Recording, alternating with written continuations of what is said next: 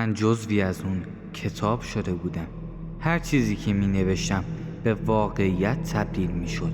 هیچ راه فراری نداشتم. شما هم اگه تجربه یا داستان ترسناکی دارید میتونید اونو با آیدی تلگرامی که روی صفحه نوشته شده ارسال کنید. منتظر داستان‌های ترسناک شما هستیم. سلام، من سارا هستم، 22 ساله از قم. راستش نمیدونم از کجا شروع کنم. میخوام از اون روزی که یه دفترچه عجیب رو پیدا کردم شروع کنم. شاید میخوای بپرسی دفترچه چطور میشه عجیب باشه. خب بذار براتون تعریف کنم. من نویسندم، همیشه دنبال یه ایده تازه میگردم. اون روز وقتی تو کتاب فروشی قدم میزدم یه چیز جالب توی قفسه ها دیدم. یه دفترچه کوچیک با جلد چرمی که به نظرم خیلی قدیمی بود. هیچی توش نبود، نه اسم، نه تاریخ، نه هیچی، فقط صفحات خالی. همون لحظه حس کردم این یه نشونه است. دفترچه رو برداشتم و گفتم شاید یه روز به درد من بخوره.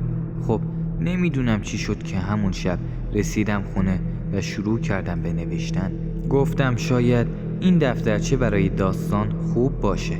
اولین جمله‌ای که نوشتم این بود: بارون شدیدی میبارید و درختها زیر وزن بارون خمیده بودن. همین جمله ساده، باور کنید همین جمله باعث شد بارون شروع کنه به باریدن. خب فکر کن توی خونه بشینی و هیچ کاری نکنی و فقط بنویسی و بعدش یک دفعه صدای بارون بیاد. اصلا نفهمیدم چرا اینجوری شد.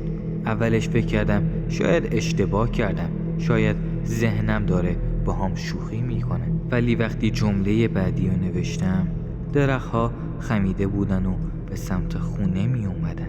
دقیقاً همون لحظه درخت‌های حیاط شروع کردن به خم شدن. اینجا بود که فهمیدم یه چیزی خیلی عجیب تر از این اتفاق افتاده. نمیدونم چرا، ولی هر کلمه‌ای که می نوشتم به واقعیت تبدیل می شد. شروع کردم به نوشتن چیزهای مختلف. مثلا حیوانات توی حیاط به طرز عجیبی به انسان‌ها نگاه میکنن و همونطور که نوشتم چند تا حیوان وسط حیاطمون ظاهر شد.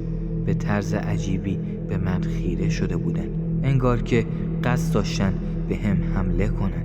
انقدر ترسیدم که دستهام شروع کرد به لرزیدن. هرچی بیشتر می نوشتم بیشتر وارد دنیایی می شدم که خودم ساخته بودم. همون شب نوشتم که یه موجود عجیب وارد خونمون بشه. صبح که بیدار شدم یه سایه بزرگی دیدم که از پنجره نگام میکنه. دلشوره افتاد توی دلم. رفتم بیرون، هیچ کس نبود، فقط یه صدای عجیبی میومد، مثل یه صدای خرخر کردن. همون موجودی بود که من توی دفترچه نوشته بودم. دیگه نمیتونستم جلوی خودم رو بگیرم. بیشتر و بیشتر می نوشتم و دنیای وحشتناکی درست می کردم. یه شب نوشتم که موجودات ترسناک از دفترچه به زندگی واقعی من میاد. شب بعد یکی از همون موجودات وارد خونه شد و به من حمله کرد. دیگه نمیدونستم چی کار کنم. هر کلمه‌ای که می نوشتم برام درد سر می شد. حالا دیگه نمیتونستم از دفترچه دست بکشم. گویا دیگه تبدیل به قسمتی از دنیای خودم شده بودم. دوباره رفتم به سمت همون کتاب فروشی که دفترچه رو خریده بودم. صاحب کتاب فروشی با تعجب به من گفت: این دفترچه رو از کجا آوردی؟ این نباید دست تو باشه. این دفترچه یه جادوی نفرین شده داره. هر کسی که هر چیزی توش بنویسه قدرتی پیدا میکنه که میتونه دنیای واقعی رو تغییر بده، اما هرگز نباید بیشتر از یه حدی ازش استفاده کنی، چون با هر تغییر یه قیمتی باید پرداخته بشه. میفهمی که؟ حالا دیگه فهمیدم که چی به چی شده. از اون لحظه به بعد تصمیم گرفتم داستان جدیدی بنویسم، داستانی که همه چیزو برگردونه. نوشتم که موجودات ترسناک از دنیای واقعی به دنیای دفترچه برمیگردن. با همین جمله همه چیز به حالت عادی برگشت. درختها، حیوانات، موجودات همه از بین رفتن، ولی من دیگه نمیتونستم دفترچه رو ببندم. نمیتونستم ازش جدا بشم. همش میترسیدم که نکنه یک کلمه دیگه بنویسم و دوباره همه چیز خراب بشه. به هر حال دفترچه هنوز پیشمه، اما الان میدونم که هیچ وقت نباید دوباره ازش استفاده کنم.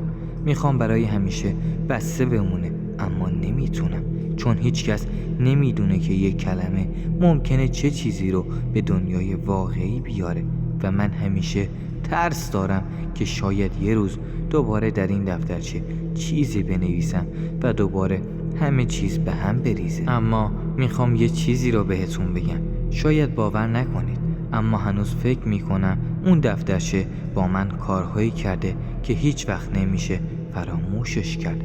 از اون روزها که تصمیم گرفتم دیگه چیزی ننویسم همه چیز عادی شده بود، اما یه حس عجیبی داشتم، انگار همه چیز درست نبود. هر وقت نگاه میکنم یه چیزی داخل ذهنم گم شده، یه چیزی که نمیتونم پیداش کنم.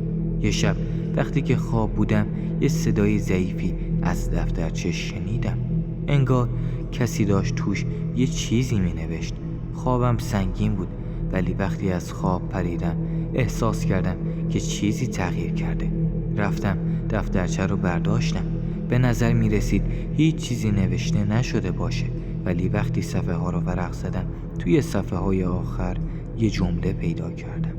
فقط یک جمله بود: همه چیز از نو شروع میشه. یعنی یه بار دیگه، یعنی این دفترچه دوباره داره بازی میکنه با من. نمیتونستم باور کنم، ولی دلم شور میزد.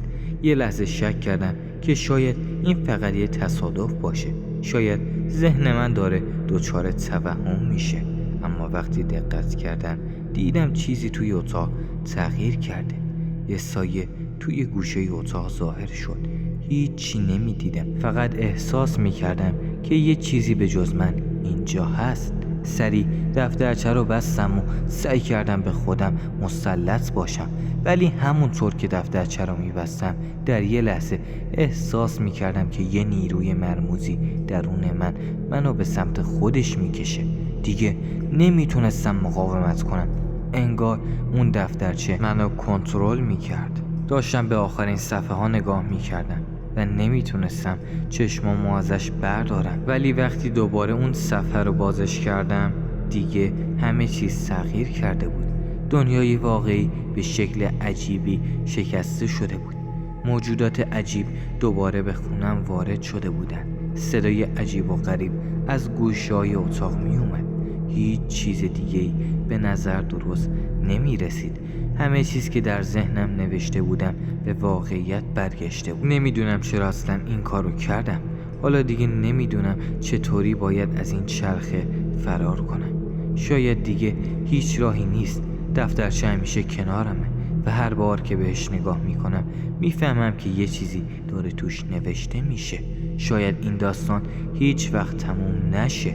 شاید من فقط یکی از شخصیت‌های این داستان باشم که خودم نوشتم و هر بار که از نو شروع میشه من دوباره باید تا ته این مسیر رو برم. ولی یه چیز خوب میدونم، من دیگه نمیتونم از دستش فرار کنم، چون اون دفترچه هنوز منو داره و حالا من اینجا درست توی همین لحظه که دارم این رو بهتون میگم.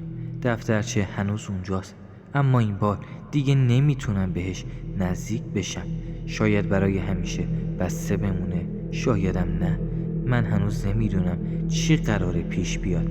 تنها چیزی که میدونم اینه وقتی دفترچه رو بستم همه چیز از هم پاشید. اولش فکر کردم که شاید همه چیز تموم بشه، شاید وقتی دفترچه بسته بشه همه چیز به حالت عادی برگرده، ولی نه، اینطوری نبود. وقتی در آخرین لحظه قلم رو روی صفحه کشیدم یه نیروی وحشتناک به من چنگ زد.